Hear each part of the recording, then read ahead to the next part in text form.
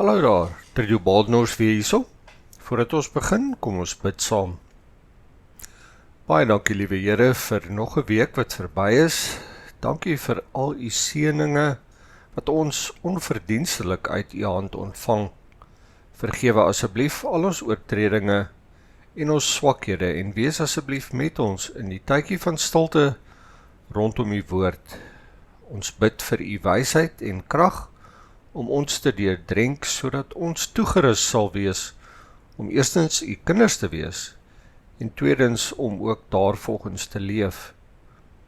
Laat u woord lewend wees vir ons Here in 'n tyd en 'n wêreld waar dit elke dag vir ons moeilik raak om getrou te bly. Help ons om ambassadeurs te wees vir u koninkryk hier op aarde en vul ons verstand met u wysheid, sodat ons in staat kan wees om dit regtig goed te doen. Ons bid dit in Jesus se naam. Amen. Ons het reeds gesien dat soos Abraham regverdig verklaar is, nie as gevolg van sy werke nie, maar as gevolg van geloof, so is dit ook vir ons, en daarom is daar geen rede vir ons om hoogmoedig te wees oor dit nie. Kom ons lees weer die toepaslike gedeelte uit Romeine 4 en van vers 1 af tot vers 12. Wat sal ons dan sê, het Abraham ons stamvader na die liggaam verkry? As Abraham inderdaad op grond van sy dade regverdig verklaar is, het hy rede om hom daarop te beroem, maar nie voor God nie. Want wat sê die skrif? Abraham het God geglo, en God het sy geloof vir hom as regverdiging gereken. Iemand wat werk, sy loon word nie as 'n guns gereken nie, maar as iets wat hom toekom. Iemand wat egter nie werk nie, maar glo in die een wat die goddelose regverdig verklaar, vir hom word sy geloof as regverdiging toegereken. So noem Dawid die mens geseënd vir wie God regverdiging toereken, sonder werke. Gelukkig is hulle, wie se wettelose dade vergewe en wie se sondes bedek is. Gelukkig is die mens vir wie die Here die sonde hoegenaamd nie toereken nie. Is hierdie seën dan net vir die besnedenis of ook vir die onbesnedenis? Ons sê tog, Abraham se geloof is vir hom as regverdiging toegereken. Wanneer is dit vir hom toegereken? Toe hy reeds besnede was, of toe hy nog onbesnede was? Nie toe hy besnede was nie, maar toe hy onbesnede was. Hy het die teken van die besnydenis as 'n seël ontvang, 'n seël van die geregtigheid van die geloof, wat hy gehad het terwyl hy onbesnede was. So het hy die vader geword van almal wat glo, terwyl hulle onbesnede is, sodat dit ook vir hulle as regverdiging toegereken kon word. So het hy ook die vader geword van hulle wat nie bloot besnede is nie, maar wat boonop in die voetspore volg van ons vader Abraham, wat geglo het toe hy nog onbesnede was. Ek herhaal vir ons weer verse 6 tot 8. So noem ook Dawid die mens geseënd vir wie God regverdiging toereken, sonder werke. Gelukkig is hulle wie se wettelose dade vergewe en wie se sondes bedek is. Gelukkig is die mens vir wie die Here die sonde hoegenaamd nie toereken nie. Hierdie kwotasie van Dawid kom uit Psalm 32 vers 1 en 2 se eerste gedeelte. Ons weet dat Dawid groot sonde gepleeg het deur met Batseba, Uria se vrou, egbreek te pleeg en dit toe nog verder geneem het deur Uria te laat vermoor om die rede vir Batseba se swangerskap weg te steek. Psalm 51 is Dawid se bekeringsuitroep tot God, en daar in vers 15 praat hy daaroor om ander sondaars God se weë te leer. Kenners meen dat Psalm 32 dalk 'n uitvoering van hierdie begeerte mag gewees het. Dawid sê dat die mens wie se sonde vergewe is en wie se sonde bedek is, gelukkig is. Hy was so 'n mens. Dawid se sondes is vergewe en bedek. Hy ken die wonder van vergifnis. Dawid is aangespreek deur die profeet Nathan en hy het sy sonde erken en om vergifnis gesmeek in Psalm 51. God het hom vergewe. Alhoewel daar baie erge gevolge was as gevolg van Dawid se sonde, waarop ons nie nou tyd het om oor uit te brei nie, is Dawid vergewe en is hy regverdig verklaar, net soos Abraham as gevolg van sy geloof. Die probleem van die mens is dat ons nie vir ons eie sonde kan betaal nie. Dit is te veel vir ons. Hier is wat Lenski daaroor sê. No sinner, and try he ever so hard, can possibly carry his own sins away and come back cleansed of guilt. No amount of money, no science, no intensive skill, no armies of millions, nor any other earthly power can carry away from the sinner one little sin and its guilt. Once it is committed, every sin and its guilt cling to the sinner as close as does his own shadow, cling to all eternity unless God carries them away. Wanneer Dawid sê dat so 'n persoon gelukkig is, praat hy van die ongelooflike seën wat ontvang word as 'n geskenk, 'n onverdienste geskenk. Kom ons kyk dan na verse 9 tot 12 van hoofstuk 4. Is hierdie seën dan net vir die besnedenis of ook vir die onbesnedenis? Ons sê tog, Abraham se geloof is vir hom as regverdiging gereken. Wanneer is dit vir hom toegereken? Toe hy reeds besnede was, of toe hy nog onbesnede was? Nie toe hy besnede was nie, maar toe hy onbesnede was.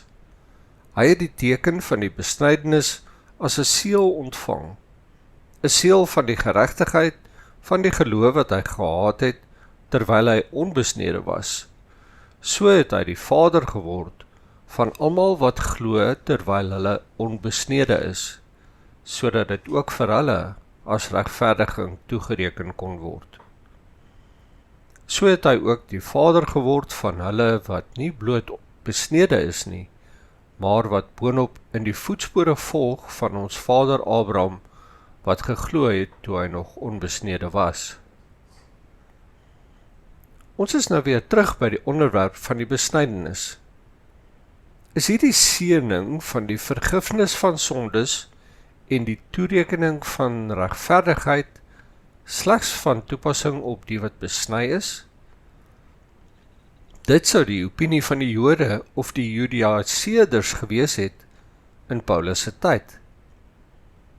Paulus bewys egter hier sy punt, dat dit nie gaan oor die fisiese onderhouding van die wet nie. Om besny te wees of om 'n Jood te wees, beteken nie dat jy vrygespreek word van sonde nie. Abraham, die vader van Jode en nie-Jode, het ons nou reeds vasgestel, is vrygespreek as gevolg van sy geloof, nie sy werke nie. Is hy vrygespreek toe hy reeds onder die wet was of voor die tyd? Hy was vrygespreek deur sy geloof voordat hy die besnydenis ontvang het. Die besnydenis was 'n seël of 'n teken van die geregtigheid wat hy ontvang het deur sy geloof. Dit was nie effektief vir sy regverdigmaking nie, maar 'n uitvloeisel daarvan. Dit is soos die doop vandag. Jy word nie gedoop voordat jy glo nie. Jy word gedoop nadat jy tot geloof gekom het en publiek jou geloof getuig deur gedoop te word. Dit is 'n teken en 'n uitvloeisel van die geloof. Ons kry die regverdiging van Abraham in Genesis 15 vers 6. Ek lees dit weer van vers 5 af. Toe neem hy Abraham na buite en sê, kyk op na die hemel en tel die sterre, as hy in staat is om hulle te tel. En hy sê vir hom, so sal jou nageslag wees. Hy het die Here geglo, en hy het dit vir hom as geregtigheid toegereken. So Abraham is hier regverdig verklaar. Wanneer kry ons die instelling van die besnydenis? Ons kry dit eers in Genesis 17, ten minste 14 jaar later. Ek lees vir ons vers 10 en 11. En dit is my verbond tussen my en julle en jou nageslag na jou, wat julle moet nakom. Elke manlike persoon onder julle moet besny word. Julle moet besny word aan die vlees van julle voorhuide. Dit sal dien as teken van die verbond tussen my en julle. Ons sien dus dat die besnydenis eers ingekom het na die tyd, en ook duidelik dat dit 'n teken is van die verbond. Die Judaïseerders in Paulus se tyd was mense wat gesê het hulle is Christene. Hulle het geglo in Jesus as verlosser, maar het nog steeds ook gesê dat mense wat onbesnede is, nie gered is tensy hulle laat besny nie. Dit is teen hierdie valse lering wat Paulus skryf. As 'n mens sou gaan kyk na die boek van Galasiërs, sal 'n mens sien hoe hy daar ook hierdie selfde stryd moes voer. As jy wil vashou aan die wet vir jou verlossing, moet jy perfek wees. Luister na Galasiërs 5 van vers 2 tot 6. Kyk, ek, Paulus, sê nou vir julle, as julle laat besny, sal Christus vir julle waardeloos wees. Ek getuig weer teenoor elkeen wat hom laat besny, dat hy verplig is om die hele wet te onderhou. Julle wat op grond van die wet regverdig wil word, julle is van Christus afgesny, julle het die genade verbeur. Want dit is deur die Gees, op grond van die geloof, dat ons die vryspraak verwag waarop ons hoop. Want in Christus Jesus is besnedenheid of onbesnedenheid van geen belang nie, maar wel geloof wat deur liefde werksaam is. Mense wil altyd iets bysit. Dit is hoekom Martin Luther die punt gemaak het, dat redding kom deur genade alleen, geloof alleen en in Jesus Christus alleen. Dit is omdat die Katolieke Kerk ook 'n klomp goed kom bysit het. Christus alleen het ons redding bewerkstellig en word slegs ons deel deur hom alleen. Geloof is die sleutel. Paulus sê dat Abraham nou ons vader ook is. Met ander woorde, Jode en nie-Jode. Die Jode sou glad nie hiervan gehou het nie. Abraham was slegs hulle vader, sou hulle sê. Selfs 'n nie-Jood, wat die Joodse geloof aangeneem het, kon Abraham nie sy vader noem nie, maar slegs 'n gebore Jood kon dit doen. Deur die geloof word Abraham egter ons almal se vader op 'n geestelike vlak. Dit is tog duidelik wat God hom beloof het. Ek lees weer vir ons uit Genesis 17, maar nou van vers 1 af. Toe Abraham 99 jaar oud was, het die Here aan Abraham verskyn en vir hom gesê, ek is God, die Almagtige, leef voor my en wees onberisplik. Ek wil my verbond tussen my en jou bekragtig en jou buitengewoon laat vermeerder. Abraham het neergeval met sy gesig teen die grond en God het met hom gepraat. Wat my betref, kyk, my verbond met jou is, jy sal die vader van 'n menigte nasies word. Jy sal nie meer Abraham genoem word nie, jou naam sal Abraham wees, want vader van 'n menigte nasies maak ek jou. Ek sal jou besonder vrugbaar maak en jou tot nasies maak. Konings sal uit jou voortkom. Abraham is die vader van 'n menigte nasies, want daar is kinders van God in 'n menigte nasies. Dit is geestelik en deur die geloof dat alle mense kinders van Abraham en kinders van God kan word. Abraham is vir ons almal 'n voorbeeld. Maar dit is nie in die besnydenis nie, maar in sy geloof. Abraham het God geglo.